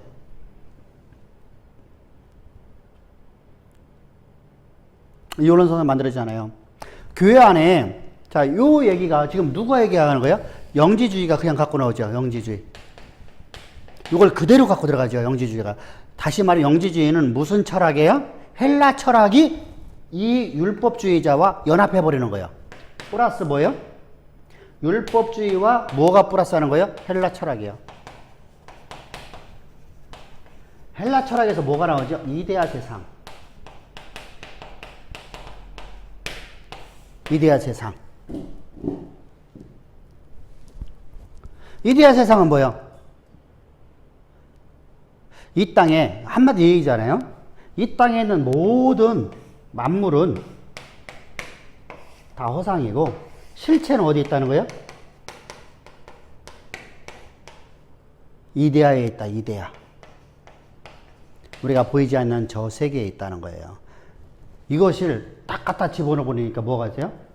현실과 현재 세상과 여기는 뭐가 나와요? 천국이 나오는 거예요. 이렇게 갖다 만들어버려요. 그래서 헬라 철학의 이데아 사상을 그냥 갖고 들어가요. 이게 플라톤, 신플라톤 다 갖고 들어옵니다. 갖고 들어와서 이데아 사상과 이 이원론 사상을 두 개를 만들어요. 만들어놔서 그럼 영적 진리를 아는 이 사람들만 구원이 있고 진리를 알지 못하고 있는 백성들은 아주 뭐 해야 돼요? 기도 열심히 해야 성령 받았고 봉사 열심히 해야지 성령 받고 헌금 열심히 해야지 하나님이 기뻐해주고 똑같은 얘기잖아요. 그죠? 자신들은 어떤 일을 하더라도 의로워요. 자신들은 하나님이 기뻐하는 인생이에요. 이것이 바로 이제 헬라 철학에서 만들어지는 거죠. 영적 지식으로 나가는 거예요. 그걸 갖다 영적 지식이라고 해요. 그노시즘이죠.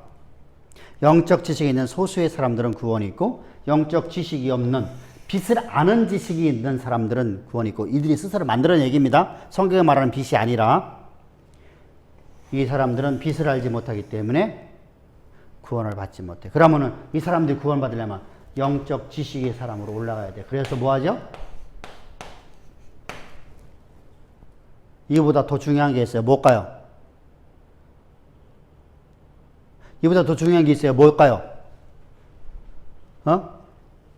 우리 초대 교부들 뭐 갖고 교부된 사람이 많아요? 돈. 돈 가지고 귀신도 부리는 거예요. 그죠? 그래서 돈 많이 내면 뭐가 돼요? 감독이 돼요. 여러분들 단순하게 교부가 되는 게 아니라 감독강 시켜줘 버려요. 이것이 100년, 200년, 300년 지나가는 거예요. AD, 이게 서방교회와 동방교회의 모습이었어요. 이렇게 무섭게 가는 겁니다. 그러니까 똑같은 개념이에요. 근데 이것이 오늘날까지 들어와서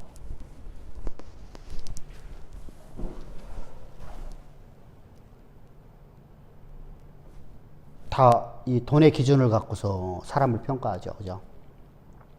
교회 안에서. 돈의 기준 갖고. 그렇게 문제가 되는 거예요. 돈 없는 사람은 권사도 안 되고 장로도 안 돼요. 돈 없는 사람은 교회에서 도태되고요. 이런 모습이 오늘날 나타나는 거예요. 왜 그렇죠? 그 사람들은 그걸 해야만, 그러니까 중세교회에서 이제 뭐죠? 죄를 사함받으려면 뭐 해야 되죠? 돈을 내야 된다. 동전에 금화 떨어지는 소리가 들려야 된다. 그러면 금화를 내는 사람만 구원받아요. 이렇게 이제 죄 사함받을 수 있다는 겁니다. 이렇게 참 무서운 거라 기독교 역사가 비극으로 가는 겁니다. 계속해서. 사실 기독교가 아니죠. 이제 세상에서는 기독교로 보고 있거든요. 그러니까 교회가 지탄의 대상 되어버린 거예요. 기독교가 아닌데 기독교라고. 이게 참 무섭습니다. 그래서 거짓 신학의 체계는 바로 율법주의입니다. 율법주의에서 시작되는 겁니다. 모든 근간은. 그래서 율법주의에서 뭐로 가요?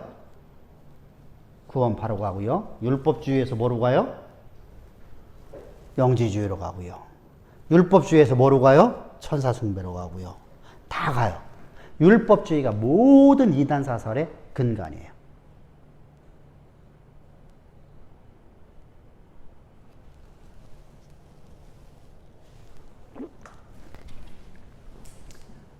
사울왕이 자기가 의롭잖아요. 그죠? 자기는 의롭다고 생각했잖아요. 그죠? 귀신에 쓰여서도 자기는 하나님의 거룩한 백성이라고 말하잖아요. 그죠? 그래서 뭐라 하죠? 자, 우리가 성경에 보면 귀신에 쓰였잖아요. 그죠? 귀신에 쓰여갖고 귀신이 들렸다 놨다 왔다 하는데도요, 그는요, 자기는 의롭다고 생각했어요. 그리고 그가 심지어는 신접한 자를 불러갖고 사무엘을 불러올리니까, 그죠?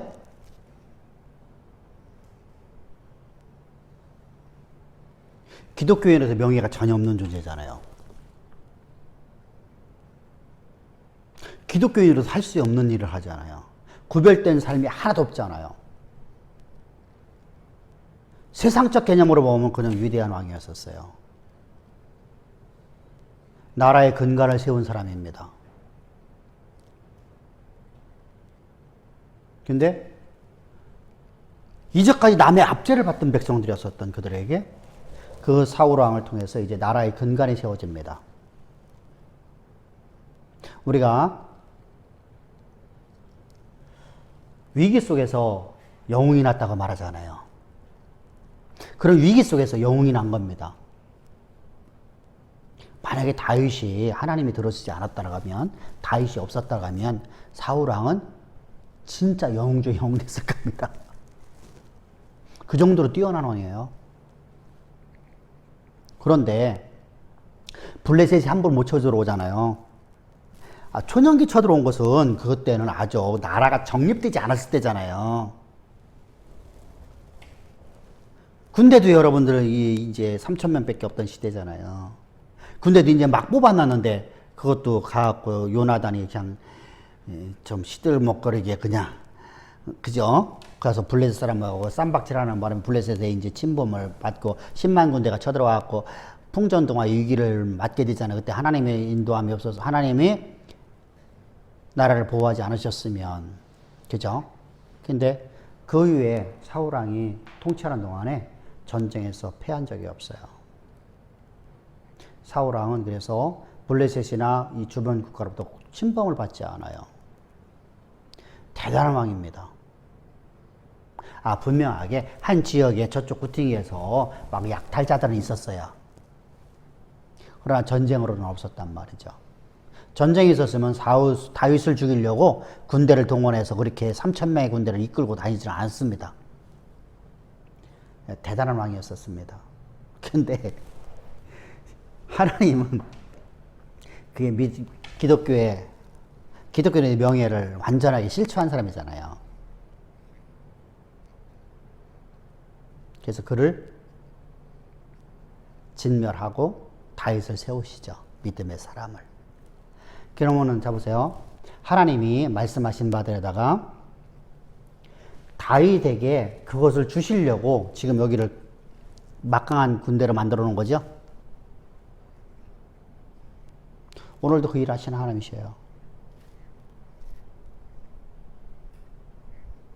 그 하나님은요, 반드시 그렇게 하신단 말입니다.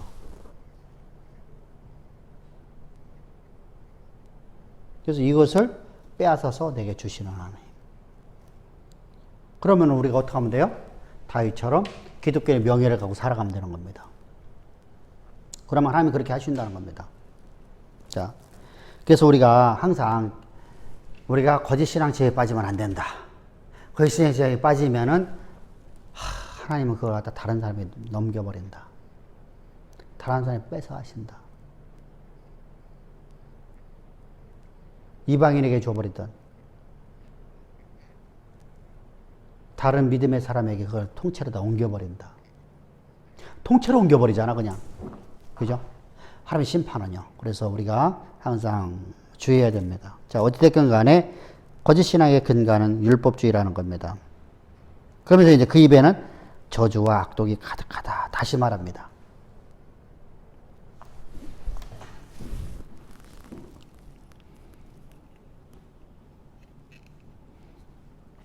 그리고 율법의 기능을 얘기하는 거예요, 이제요.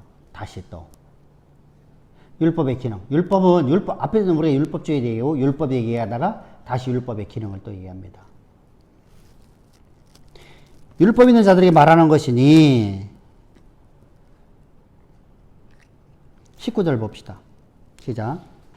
우리가 알거니와 무릇 율법이 말하는 바는 율법 아래에 있는 자들에게 말하는 것이니 이는 모든 입을 막고 온 세상으로. 자, 그럼 앞에서 지금 말한 것이 우리가 말한 것이 무엇 때문에 누구에게 말한다는 거예요?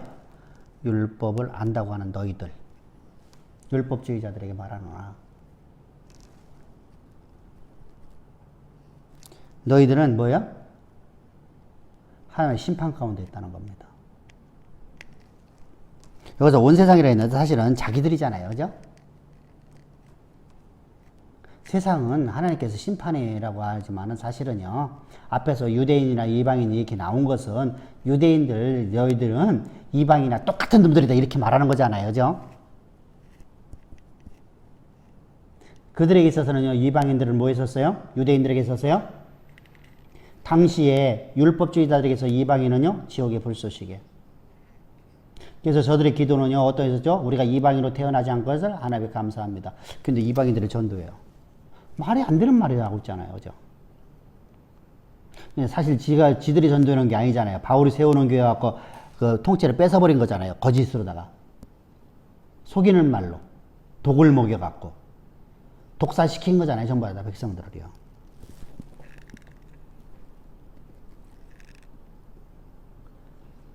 그래서 율법에 의로서 행위로서 의롭다 할 육체가 없다. 분명히 율법에 의로서는 의롭다 할 육체가 없어요. 율법으로 온전히 지킬 수 있는 하나도 없기 때문이죠. 그래서 율법은 죄를 깨닫니라. 이렇게 말하는 겁니다. 이제요. 율법의 기능이 뭐냐? 율법은 죄를 깨닫게 하는 능력 갖고 있다. 그래서 우리 예수께로 인도하는 무화과 선생이라는 겁니다.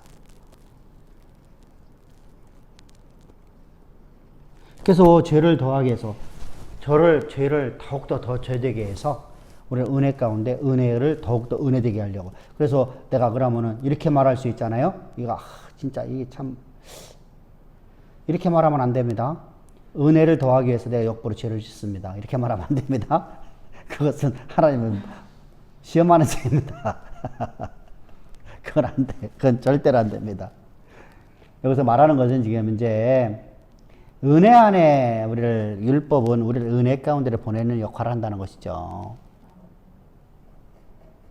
우리를 죄 가운데 가둬버려갖고 우리를 잠깐만 은혜 가운데로다가 가둬놓고 우리를 은혜로 보내고 가둬놓고 은혜로 보내는 거잖아요. 예수 십자가로 보내갖고 하나님 은혜 없이는 살 수 없습니다. 이게 하는 거잖아요.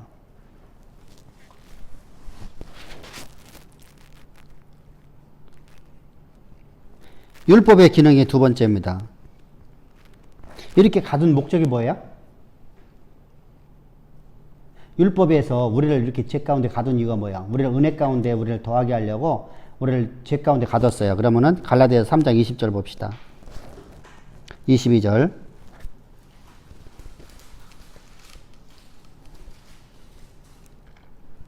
그러나 성령이 모든 것을 제 안에 가두었으니 이는 예수 그리스도를 믿음으로 말미암는 약속을 믿는 자들에게 주요합니다.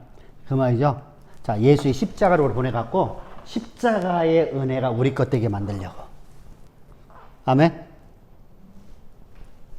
참 멋지게 기록했어요. 진짜. 그죠? 야, 이거 어떻게 이렇게 기록했을까 모르겠어요. 2장 22절 봅시다. 24절. 그건 뭐 뻔하게 우리가 잘 알고 있잖아요. 한번 읽어봅시다. 2장 24절. 갈라디아서.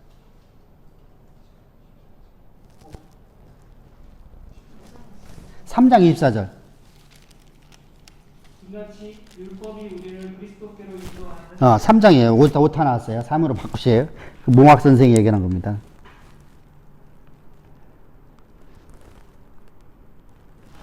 자, 3장 몽학 선생입니다. 그러니까 이처럼 우리를 갖다 어디로 인도하는 몽학 선생이 되어주는 거예요? 예수께로 인도하는 초등 선생, 몽학 선생이다. 그래서 율법이라는 것은 백해무익법이 아니다. 율법 폐기하는 게 아니다. 이런 얘기입니다. 율법이 백해무익하면 폐기해버리잖아요. 그죠? 근데 폐기하는 법이 아니다. 율법은 반드시 있어야 될 법이다. 율법은 왜 그렇죠? 하나님이 주시는 것은 선하지 않은 건 하나도 없다. 하나님이 주신 것은 선하지 않은 것이 하나도 없다. 꼭 기억합시다. 하나님이 주신 것은 선하지 않은 게 하나 없어. 하나님의 선이에요. 모두가. 하나님의 최선이고 하나님의 선이에요. 나를 인도하시면서 하나님의 최선으로 나를 인도하시는 거예요.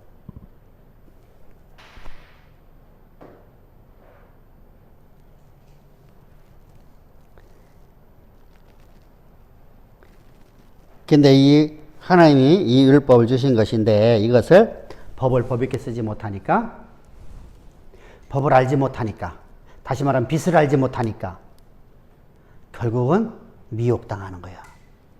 유혹하잖아요. 사단의 쾌계를 대적하지 못하잖아요.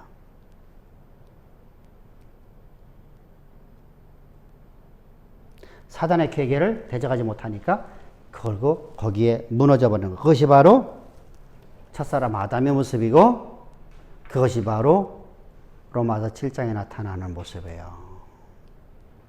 율법주의자들 모습입니다. 그래서 우리가 항상 우리가 율법도 성경에 대해서 나오는 모든 말씀들을 우리가 알아야 됩니다. 이처럼 율법은 선하고 의로운 법으로서 하나님께서 방향을 모르는 사람들에게 바른 방향을 제시해 줘. 빛으로 나갈 수 있는 길을 열어주는 겁니다. 가르쳐 주는 겁니다. 인도하는 겁니다. 그래서 우리를 올바른 길로 가르쳐주는 의의 법이에요. 근데 이것이 형식이 뭐 타고 왔어요? 법을 타고 왔어요. 그러다 보니까 법을 타고 왔기 때문에 우리가 오해가 하는 거예요.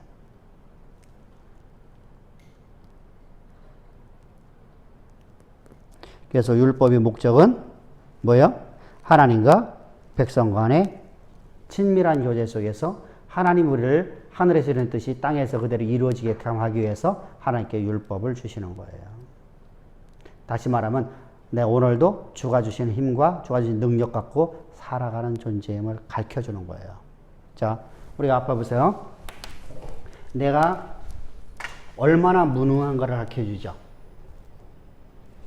율법이라는 것은요, 내가 얼마만큼 무능한지, 내가 얼마만큼 연약한지, 내가 오늘도 여호와의 율법을 어기는 내 모습을 통해서 내가 얼마나 무능한지 내 스스로 살아갈 수 없잖아요. 그래서 어디로 보냈어요? 예수 그리스도로 보냈어요. 예수께로 와서 예수의 은혜를 가지고서 내 안에 산 이는 그리스도만 살아있는 거예요. 이것을 항상 묵상하며 살아가게 만드는 겁니다. 그래서 하나님이 나를 향한 계획하심, 나를 비전 올 자리를 향해서 내가 가는데 주가 주신 힘과 주가 주신 능력을 가지고 살아가게끔 만들려고 하는 거예요. 이게 목적이에요. 앞에서 우리가 말씀드렸었잖아요. 그죠? 법을 준 목적은요, 백성을 보호하기 위한 거였어요. 그런데 그것은 세상에서 말하는 것이고요.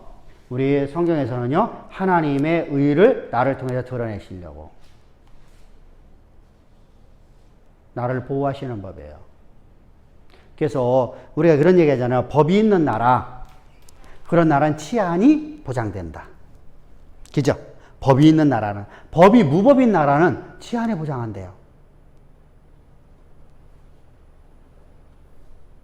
지금 미얀마 같은 데는 여러분들, 라오스 같은 데는 법이 백성을 보호하는 게 아니라 법이 없는 나라잖아요. 한마디로 무법한 나라잖아요. 법이 있지만 법을 갖고 살질 않아. 그러니까 어떡하죠? 백성들이 거기서 사는 사람들은요, 치안이 보장되질 않아요. 우리도 옛날에 그랬었잖아요. 그런데 법이 있는 나라는 법이 우리를 보호해버려요. 거기서 내가 일생의 여정을 살아가는데 언제 나를 보호해줘 버려요. 내게 생명을 준단 말입니다. 근데 하나님의 법은 여기서 더 한참 더 나가죠. 어떡하죠? 하나님이 나를 지으신 그 목적대로 나를 이끌어가는 거예요. 그래서 법이 없으면 갈 수 있어요, 없어요? 못 가요. 그래서 은혜의 법입니다. 그래서 복음이라고 하는 거예요. 그러면은 자 보세요. 이 율법이 없으면 내가 십자가로 나갈 수 있어요, 없어요? 없어요. 은혜로 나갈 수가 없어요. 그러니까 율법은 복음이 되어버리는 거예요. 그러니까 율법과 복음은 나눌 수가 없는 건데 나눌 수밖에 없고요. 또 이것을 합쳐야 되는데 합치지 못하면 율법주의에 빠져버려요. 거짓신앙에 빠져버려요. 그러니까 이것이 다시 또 합쳤다가 갈라졌다. 합쳤다 갈라졌다. 이것이 우리 수도 없이 반복하면서 우리가 연습해 나가는 거예요. 우리 그러잖아요. 우리가 단어를 2개, 3개를 연습하고 문장을 만드는 걸 연습하잖아요. 그죠? 내가 단어를 외운 걸 끝나는 게 아니라 단어를 다시 문장을 만드는 걸 연습하잖아요. 그래서 이것을 수도 없이 반복하면서 연습해야 하니까 그것이 내게 삶이 돼버리잖아요. 언어가 내 삶이 돼버리잖아요. 그것이 돼야 돼요. 그래서 우리가 단어 하나를 외우는 것이 아니고 단어 하나를 외웠으면 그것을 다시 또 하나로다가 한 문장으로 만들어서 하나의 소리를 만드는 것을 우리가 연습하는 것처럼 율법과 복음을 나눴다 합쳤다 나눴다 합쳤다 이것이 반복돼야 돼요. 그래서 이런 경건의 연습이 있을 적에 우리는 참된 그리스도인의 삶을 살아갈 수 있습니다. 예, 우리 여기까지 오늘 하고서 내일 우리가 로마서 3장 21절부터 보겠습니다. 예, 수고하셨습니다.